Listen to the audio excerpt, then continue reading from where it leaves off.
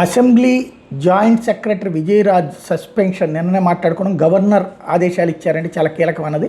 దాని వెనకాల ఉన్న అసలు విషయం ఏంటయ్యా అంటే, గతంలో థియోఫిలస్ అనే అధికారి అసెంబ్లీ చీఫ్ మార్షల్గా పనిచేశారు. నిబంధనలకు విరుద్ధంగా వ్యవహరించారు. అప్పట్లో చంద్రబాబు గారిని ప్రతిపక్ష నేతగా ఉన్నప్పుడు లోపలికి రానియకుండా అడ్డుకున్నారన్నట్టు తన మీద ఉన్నటువంటి కోపం అప్పట్లో తెలుగుదేశం పార్టీ వాళ్ళు తీవ్ర ఆగ్రహం వ్యక్తం చేసేవాళ్ళు. ఇప్పుడు తనకి ప్రమోషన్కి సంబంధించి ఎదురైనటువంటి వ్యవహారాలకు సంబంధించి చైర్మన్కి నివేదికను సమర్పించారు. అదే నివేదికను డీజీపీకి అందించారు. ఏది అతను తప్పు చేశాడు అన్నటువంటిది. దాంతో థియోఫిలస్ చీఫ్ మార్షల్ పదవి నుంచి తప్పించి ఆయన్ని మాతృశాఖ పంపించారు. ఇటీవల ఆయనకి పదోన్నతి అవకాశం వచ్చింది.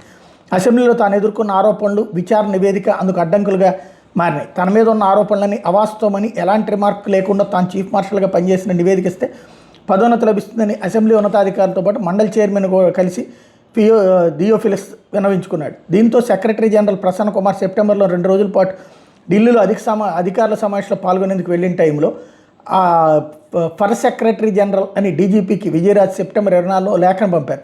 థియోఫిలస్ మీద అసెంబ్లీలో ఎలాంటి ఫిర్యాదులు లేవు, ఆయన మీద చర్యలు తీసుకోవాల్సిన అవసరం లేదంటూ క్లీన్ చిట్ ఇచ్చారు.